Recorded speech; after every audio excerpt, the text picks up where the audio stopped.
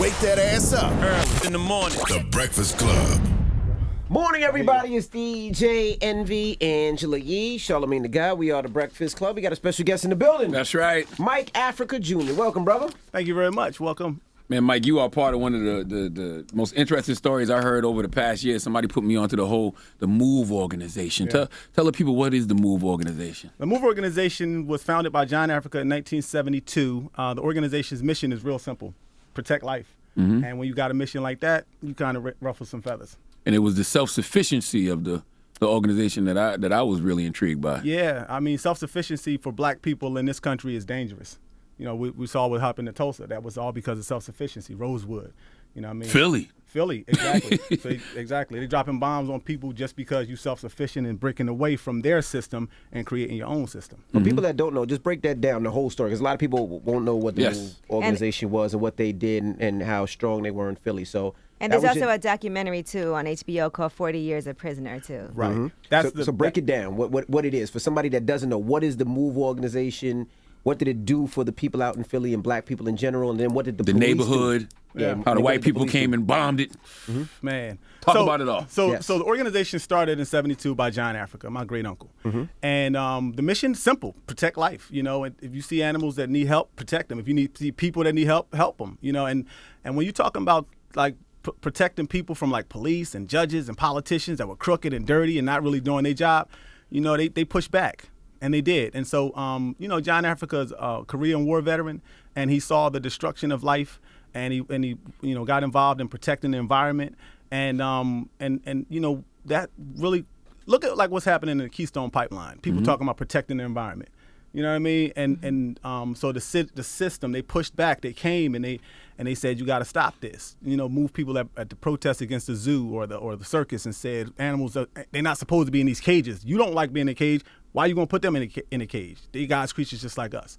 So eventually, were they militant? Was MOVE militant? Yes. Yeah, real militant. Mm-hmm. And especially at that time, you know, the revolutionaries at that time were suits and ties. You know, Martin Luther King was just, you know, not long after before that, same with Malcolm. And people was like, yo, what's up with this hair? And, you know what I'm saying, this crazy hair. Dreadlocks wasn't popular in 1972. You know what I mean? Marley ain't really hit the States like that back then. And so the police started coming at people, attacking people. And at one point. For no reason at all. For protesting, unrelenting protesting. What were they protesting at the time? They were protesting against the Barnum and Bailey Ringling Brothers Circus. You know, these animals, this tiger don't belong in no circus. It wasn't, you had to go steal that tiger from Bangladesh just like you had to steal Africans from Africa. Right. And look at how they changed the circus today now, just in response. It took that long. Exactly. So pregnant women would be protesting against these things. And brutalized. And they were brutalized. And pregnant women were beaten, kicked into miscarriage by the police. And then MOVE took a stand. They said, well, look, we're going to fight fire with fire. Y'all come at us next time, we're going to come back and we're going to protect ourselves and we're going to defend ourselves. An armed standoff, just like the Panthers. And that led to the police coming, and they said, all right, well, Frank Rizzo, who was the mayor at the time, Trump of 1978, he said, all right, the police will be in there to drag them out by the backs of their necks. No question about that, children or not. And they came. So you had a house in Philly. How many people were in that house when they came? So the MOVE had multiple houses around the city. You know, it's not a... And in Virginia, right? Virginia, yeah, we were in Virginia too. It's a lot of people. So you don't just live in one house. But that was where we were at that time was the headquarters. Right. And at the time it was like 12 adults and a bunch of kids. And the police came and they came with tear gas, housing code violations, too many people living in a house or whatever. That was like the reason. Housing code violations. That's it. Nobody killed nobody. Nobody beat nobody. Nobody used a gun to do anything. Housing code violations. The police came like you saw the insurgents. That's the way the police was coming through our house. That's systemic racism within itself, because they know that a lot of black people, a lot of brown people, they have to live in a house with multiple people because they can't afford to. Ain't nobody got bread like that. Like that back then. Can I ask you this when it comes to, because we're talking about black people, right? But I know when the movement first started. Well, let me finish the story, because he didn't get to the bombing and all that.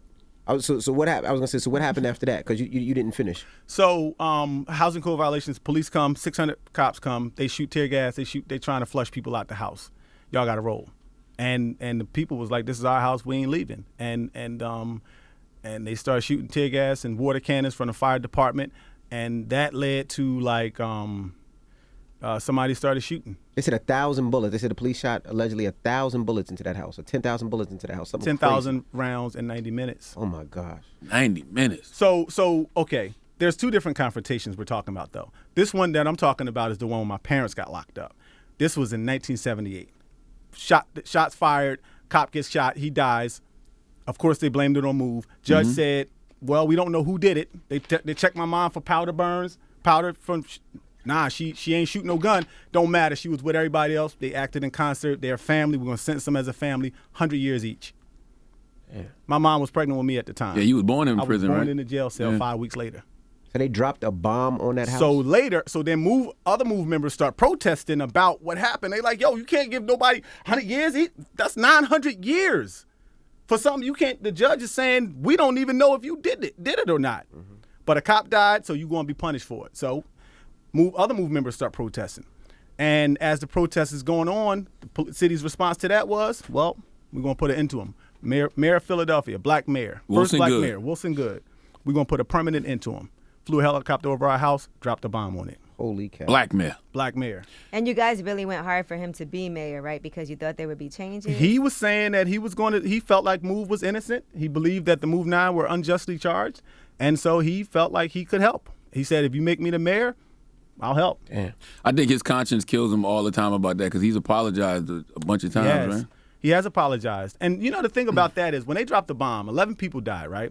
The founder, John Africa, my great uncle, my cousin Frank, and my caretaker. My mother's in prison. You know, I'm 6 years old. I ain't got no mother. I ain't got no father with me. So my caretaker, she was in the house too, Rhonda. And then it took another 33 years to actually get the other people out of jail. Wow. Where were you when the bomb went off? I was 4.4 miles away watching the smoke in the air. Didn't know what was going on. I'm 6, right? You know, how do you explain to a 6-year-old your family's dead, right? Mm-hmm. So I learned when there was one survivor of the bombing, Ramona Africa. And she went to jail. They arrested her, put her in jail for riot and arson. And like blamed her for all of this stuff. So I was trying to flash back to even how Move first started and who started it, because it was there were allies too, right? It wasn't only black people. Correct. That were part of the organization. So can you break down like what was going on, how it first started, even the people that were involved? Yeah, so the organization, my great uncle John Africa, he started the group, and then his brother, his sister, and his nieces and nephews and a bunch of family members was part of it originally with other members of the community. And you know, it was in Powelton Village section of Philly. It's a college town. Drexel's on it's like Drexel campus, so there's a lot of mixed people, diversity. And so it was a lot of different types of people. It was black, it was white. 99% was black, but there were there was a Filipino sister, a white person, a Puerto Rican brother. So it was very mixed. Mm-hmm. Yeah. How was your family misrepresented in the media? Oh man, let me tell you something. When I was growing up, I remember hearing these things. Move stands for Monkeys on Vines Everywhere. Wow. Yeah. Move doesn't mean anything. It just means they like to move, right? That's actually kind of what it is. Movement is necessary, right? If you don't move, you stagnate, right? Absolutely. But they would say other things like, Move needs to take a bath. They don't bathe. Move, their dreadlocks are Rizzo said all the Move needs is a good haircut and a bath to be free. Wow. It's disgusting. You know what I mean? And he was very outwardly racist against us. And the media really played a huge part in besmirching our name and misrepresenting who we are and just making us look like we were just a bunch of crazy people who had nothing to live for, nothing to fight for. Except for Mumia. Mumia was the only he wasn't the only one, but he was the main one that would tell the truth, exactly what happened as Move said it, and as the police said it too. If you watch the documentary, if you watch the documentary 40 Years of Prisoner on HBO Max, you see there's different there's different parts of that story that show, like where the police were saying things like they took Delbert Africa to the hospital, but they should have taken him to the morgue, right? He said that. Mumia would show that he said that. And then the police would get mad, like, why would you say that we said that? And he'd be like, well, you said it. You know what I mean? But back then, it was different. Activism in 1970-something was very different than it is in 2021. You know what I mean? Especially with people that look different, that act different, that took a radical stance against police. That were actually out there. That's the other thing, too. Y'all were actually out there, outside on the front line. Yeah, it wasn't a Twitter war. You know what I mean? It was actually people out there on the street, at the police station, knocking on their door like, yo, we here to confront you about this situation. Just like the Panthers. Right. You know what I mean? But if you talk about things and you confronting industries for the wrong they doing, they will drop a bomb on you. Even Mumia as a journalist. Like, you know what I mean? For him just reporting the truth. Like, you think that didn't make him a target? Just because he and right led now him to his current situation? Right now today, Mumia has been in prison for 39 years. December 9th will be 40 years. And there's so much evidence that proves that he's innocent. There are people who actually, there's another person who actually confessed to the murder. He said it was a mob hit, right? He said it was a mob hit. And yet Mumia is still in prison. And that, you know, I had this thing. I told somebody, I said, if they ask me about Mumia, I want to say something about this situation, about Maureen Faulkner specifically, the slain cop's wife, ex-wife, or you know, however it goes. You know, it's real unfortunate that this situation is what it is, and I ain't never really liked cops just because of what they did to our family. But I don't want to see a man die. I don't want to see a wife, a widow, right? Because that's what Move is about. Move is about life. It's about life. Yeah, and like it's really messed. I know what it looked like to see people's loved ones die, to see them cry and complain and just go through this thing. And like, you know, but I just know that for Maureen Faulkner, killing Mumia, that's not going to bring her closure. Right. It ain't going to make her feel better. Check this out.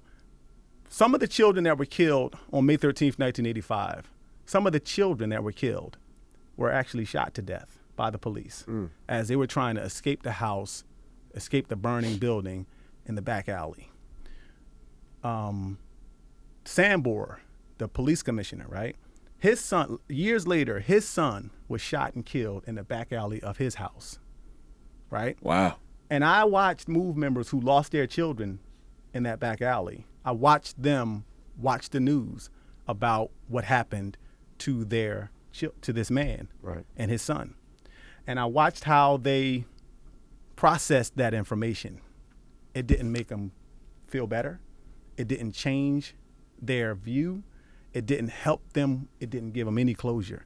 In fact, it made them angrier because they expected it to make them feel better. They hoped it would make them feel better. So I would say that the only thing that I've seen that gave them any pleasure, any closure, was the love that they could put into their own families. And when you spoke to the mayor, right? You spoke to the mayor after everything, years later. Yeah. Which one, Rizzo or Good? Wilson Good. Good. Did it make you feel better? Now, he was the mayor that gave the okay to bomb that house. How was that conversation? I read somewhere you said you vomited after the meeting. But how was that meeting? And how was he during that meeting? Bro, that was the worst feeling I ever had in my life. To like have to sit across and talk to the mayor that bombed my family. That was the worst thing I ever had to do in my life. The hardest thing. How is that even legal? How are they able to do that? A lot of things ain't legal, but legality don't really mean much when it comes to government. Because that's domestic terrorism. Who's going to convict them? The judge? Where do the police get a bomb from? Yeah. Right? Anything is legal when they want to do it, right? Like, you know, they just create this and make this stuff up. And then you're trying to escape, and they're shooting you in the back. And so talking to the mayor. Did he apologize? He did. And let me make something real clear. It wasn't easy to do that, and it wasn't something that I wanted to do. My family nominated me to do it because our people were in prison and they were dying in prison. And the mayor, Wilson Good, after the bombing, he had made a statement. He said he was sorry for what happened. He wished he could change it. And he said that if there was anything that he could do, he would try to help. So there was a street sign. He was being honored with his very own street sign, Wilson Good Way. That's crazy. And the public in Philly just went off. They went crazy. And so he was like, I'm sorry. I wish I could change it. if there's anything that we could do, So my family nominated me to go talk to him. I went and talked to him. I said, there's something you can do. You can help me free my family. And he did. He helped. He helped. He wrote support letters. He offered them jobs if they needed it. Well, how many got out? How many of your family members got out? Once we put that in motion, and once we kept with the whole process we had a whole strategy hooked up. Once we did that, my dad came home, and then everybody else came home. Question: 2 things. Does the apology matter? Did it matter for you? Did it matter as far as your own healing? On a personal level? No. Yeah. Okay. Now, on a personal level, nah. It matters publicly. And it matters when you're dealing with politicians, and it matters when you're trying to take things from one step to the other. But personally, nah, it don't matter. My family's still gone. Absolutely. So you got him to apologize. So now that he apologized, that's an admission of guilt. Yeah. Right? So now you can hold him accountable. And you did. Could you? Yeah. Was that, I don't want to say was that enough. That's not the right word. Was that enough to get you closer to healing, I guess, getting the family released? Oh, yeah. For me personally, yeah. Because, see, like, all I want to do is like honor the legacy of my family. Right. There's nothing more important to me than my family. And to see my family come home, even if they mad about something, even if they don't like the fact that I went and talked to Wilson Good, the fact that they home and breathing free air and eating free food, hey, that's good enough for me. So your father was in jail for 40 years, Yeah. right? You grew up without your mom or dad. Right. What was it like when they came home? It was euphoric. I mean, it was like, I never did drugs before, but for the people that talk about how good it make them feel, that's how it felt. I mean, it felt like I was floating on cloud 9 for real. Like I felt so good, and it lasts for so long. Like I remember one time my mom came home. We sat on this chest that I built. Right, I built this little thing outside of my bathroom door, and I sat on it one day. We sat on it together. We started talking around 7:00 p.m. and we didn't stop talking until the sun came up. Wow. Till it was time for me to go to work. Wow. You know what I mean? A lot to catch up on. You know what I'm saying? And it just felt so good to be able to do that. When my mom called me on the phone, like, I don't have to limit our conversation, but I can if I need to, though. Wow. You know what I mean? I can say, Mom, I'll call you back. I ain't never been able to say that before. Yeah. You know, so it felt real good to be able to see her eat some of the food she wanted to be able to eat, so get medical attention that she needed, just to see her family members that she hadn't seen for a long time, ailing older aunts and uncles. It's, freedom is real important. Mm-hmm. I feel like the city of Philadelphia, the state of Pennsylvania owes y'all some type of reparations. Well, let me tell you about this, bro. It gets worse. After they dropped the bomb, they killed all the people. They didn't give the bodies back to the families. What? It appears that the University of Pennsylvania, the Medical Examiner's Office of Philadelphia, stole their bodies. Wow. What reason? Was there a reason? Research. Yeah. We just found out in April of 2021 that Penn Museum and Princeton had this research study, Losing Personhood, a quest in anthropology, whatever it's called, and they taught that to over 5,000 students, and they were holding up bones from the people that were murdered. Wow. So it's like, and God. it gets worse than that. Like, so just recently, the mother of one of those girls that we found out about, like, she found out about this, thought her daughter was buried, right? She found out about it. A month later, she died. Wow. Like, the city of Philadelphia and the Penn Museum and Princeton, I just think about this, like, for myself as a black man from Philly, right? If I went to somebody's grave and just took their bodies and was like posting it up, hey, Charlamagne, we're gonna do this thing, right? Yo, get your boys together. I'm gonna show you these bones that I got from these Jewish people, right? And we're going, you know what I'm saying? And just bring your peoples, right? And pay me, and I'm gonna show you these bones. They some serious specimens right here. 5,000 people. And then, you know what they said when we confronted them on it? Oh, I'm sorry, I didn't know I couldn't do that.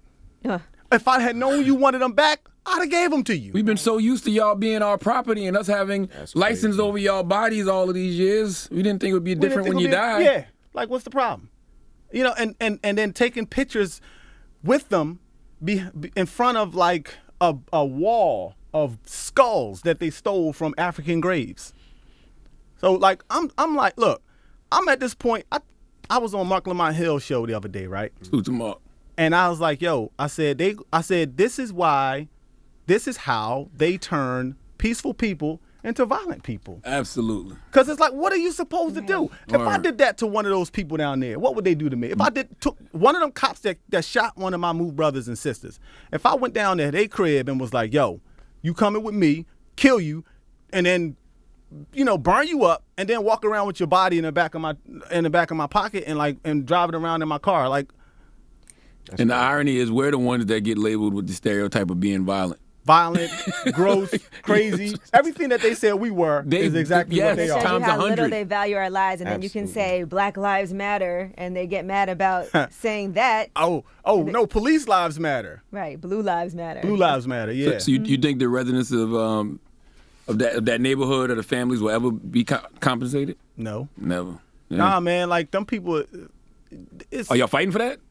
I'm fighting for justice for all. Okay. Like for real, I'm on this campaign, Justice for Move, and within that, the Osage neighbors, the ones that are still alive, because most of them are gone now. I mean, that was 36 years ago, and a lot of them were, older people then. Mm-hmm. And so I'm fighting for justice. That's my job, just my campaign. And Justice there was for no Move. repercussion for the cops or for the judge or for the mayor or nothing. Like They got granted immunity.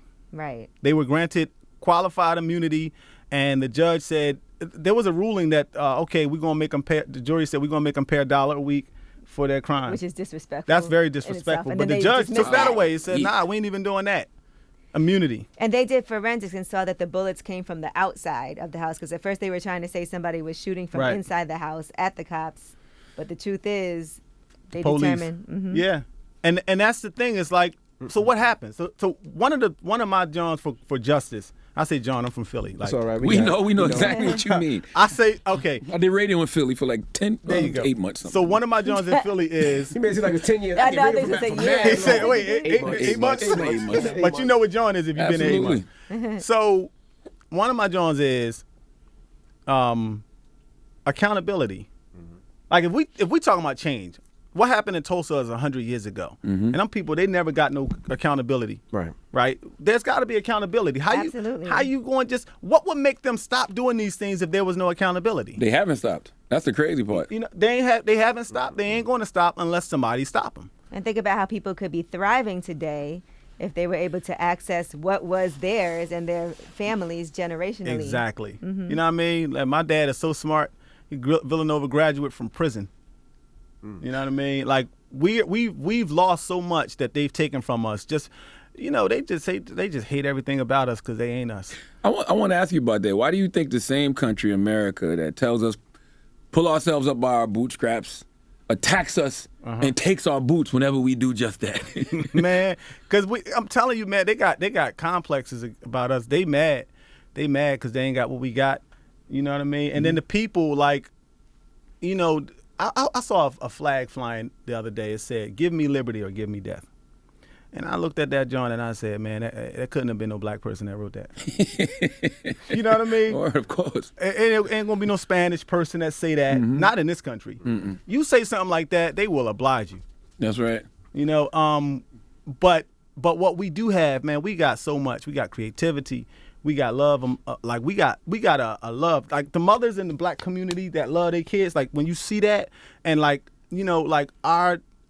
they just got a problem with us because we us. But fuck that. That's their problem. That's right. Is this something that's taught in the school and anywhere? Do you learn about this? Because I didn't know about it until the documentary. I wrote this book. Me and my partner wrote this book, and we made it small intentionally so that we could try to get it taught in schools. 50 years on the move. 50 years on the move. I wrote this book with my partner so that we could get it taught in schools. It's small. It gives you the 50-year history like really quickly. It's something you can read while you're on the bus. Because the schools, people need to know about this. When people find out about this, they be mad that they didn't know before. Right. Yeah, I got put on by a homie from Philly. Actually, a homie, a white Caucasian homie of mine. Jewish, actually, from Philly. Put me onto the story last year. He was like, "Yo, this story really needs to be told." Because he was talking about. You just heard about it last year? I think it was early last year. Like it was definitely during, maybe might have been 2019, but I'm pretty sure it was early last year because it was during the pandemic. Wow. That's when I was able to sit and like read about it. Like, oh shit, like And, they you know, did our this in Philly producer's from 36 years Philly, ago. And so when I told him you were coming, he was like, "Oh yeah, that was messed up what they did with the move," and he was breaking it down. But I didn't know enough about it. And when they told me about it, you know, in my mind, I just automatically thought this was something that happened mad long ago. Right. But then I'm like, whoa, this was 36 years ago? I'm gonna have to write another book. I'm gonna have to write a book about like my life and my experience in Move, because like it's crazy. Like I don't know, because you live it, you think other people know it Right. too, and that's just not true. Obviously, That's a lot of these stories you hear about. Like even the story I heard about before, but like he said, I thought it was something that was dumb long ago. So when you say 36 years ago, you really think like that ain't that long. that's in our ago. lifetime. Hell People no. are still coming home. That's in our from, lifetime. You know, My parents just came home Yeah. 3 years ago. My mom, Word. 3-year anniversary of my mom being home was June 16th. Wow. That's crazy. So what's going on with this the book in the school system? So one of I got demands, right? One of my demands is teach it in schools. It needs to be a curriculum. It needs to be a curriculum that Philadelphia schools need to learn, and it needs to be taken beyond that. You know, there's a man named Jason Isaac. He did a film called Let the Fire Burn, and it shows the archival footage of what happened that led up to May 13th and the bombing and all of that. And the Department of Homeland Security, they wanted to use the film to try to teach their people, their trainees, how not to handle a situation. You know what I mean? And like that's what needs to happen. We need to put this book in schools in Philly and then spread it throughout the country, because what happened in Philly that's not an isolated incident. Right. You know, the federal government gave them C4. They gave the police department C4. The police commissioner was a general from 2 wars that this country fought, and the managing director was a brigadier general from the Pentagon, and they came in the city handling city issues using war tactics. Like, that's not the only time that something like that happened. I don't know. So like it needs to be taught so people can understand it. So as people moving through their lives, they know what not to do, what not to become, you know, and how to behave. What does justice look like for you? 'Cause I think justice for me look like do unto others as you would have them do unto you. well, you can never expect a white man to do that. You can't expect a white man. That ain't happening. Nah, you can't. But you know what? With people understanding the importance of these situations, and then white people are starting to get affected by this stuff too. That's right. They started these things that we was complaining about as black people and as minority people. White people starting to complain about them. Yeah, because they're doing the same thing to poor white people in a lot of Yeah. cases. And those poor white people have connections, and then white women be loving black men, and then vice versa. So like they be integrating and connecting. So it's like our problem is becoming their problem too. But I'm saying do unto others as you would have them do unto you. I think what justice looked like to me is if I did that to one of them, they should get the same treatment that they would give me. Not in this caste All right, system but that America's that's the way. developed. And if they can't, then what they do, they give reparations. They teach about it. They still talking about Christmas addicts. They still talk not Christmas addicts. They still talking about Columbus. Paul Revere. Oh, Paul Revere, okay. And the redcoats are coming. Like, yeah, okay. Well, I'm saying the redcoats is coming. Like, let's the same way that they wanted freedom from their oppressor, we want freedom. And if you can't get it, then we want to fight for it. How can they pick up this book if they want to read this book? Come get at me at MikeAfricaJr.com. www.MikeAfricaJr.com. I'm on a mission. I'm trying to get justice for my family. Yeah, we want to make sure everybody gets a chance to read this story and understand it, because I'm not going to lie, it was hard for me as a human being. I don't see how you could stomp a pregnant woman into her having a miscarriage, or how you can take kids and lock them up. Or even with, was it Delbert, that they had video footage, right? Of them beating him, of the police beating him. So badly. They beat him so bad they kicked him and lifted him up off the ground.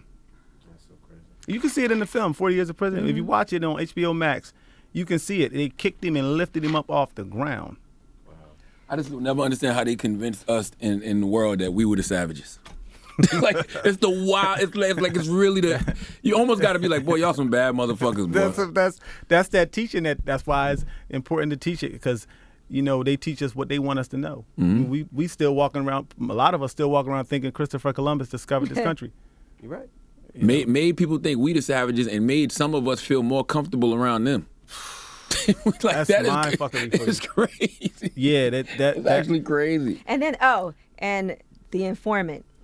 Because there was that infiltration also, and yes, and so that's an important part of this story as well. Yeah, like they caught a guy that was trying to smuggle some weed in from Jamaica, a lot of it, not just like a couple nickel bags. He was trying to smuggle in like the whole truckload, and they said we're gonna use this for some point. They ain't gonna lock him up, but they're gonna use him. So they used him to infiltrate the organization, and he did. He was in the organization for like 10 years, and then he turned informant, and then he tried to use whatever information he got to like get John Africa, the founder, and a couple other people locked up for like forever in jail. What ended up happening to him after all this? Well, once John Africa, he represented himself in court, in federal court. He was facing all this time. He got acquitted on all charges.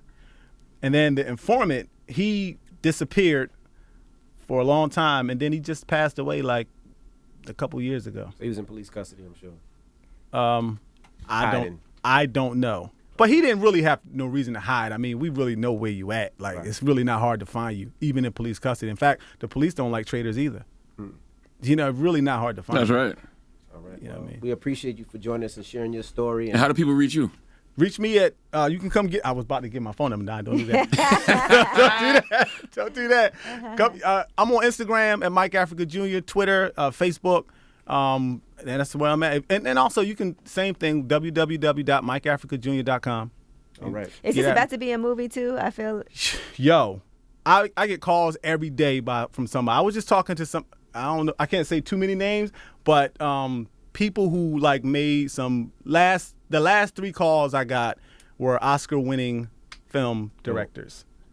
Somebody I know too, or probably. Okay. I mean, it's they household names. They're not even like, you know what I mean? Right. They household names, probably for sure. You know. Yeah, but it matters so much who also works with you to tell the story. Look, I got 3 rules. The policy of the organization that I'm bringing hard for anybody is, number 1, we speak for ourselves. Number 2, if you want to tell our story, we will steward that project. Number 3, if you don't want to do either one of the 1 and 2, we protesting against it. That's right. Because we speak for ourselves. We here.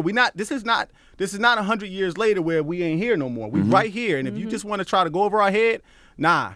We got to speak for ourselves because they done did too much damage to our reputation. Damn right. Yeah, I wouldn't do it with any production company that's not black or from Philly. So you got Will Smith, you got Kevin Hart.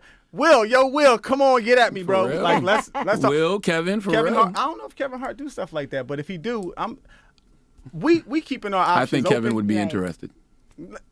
You know Kevin? Tell Kevin I said give me a buzz. I do, actually. Tell Kevin I said give me a buzz. I bet you do. I mean, you know. No. But like, I definitely want to do it with somebody from Philly. But it's like the producer that did 40 Years a Prisoner, he from Philly, Tommy Oliver.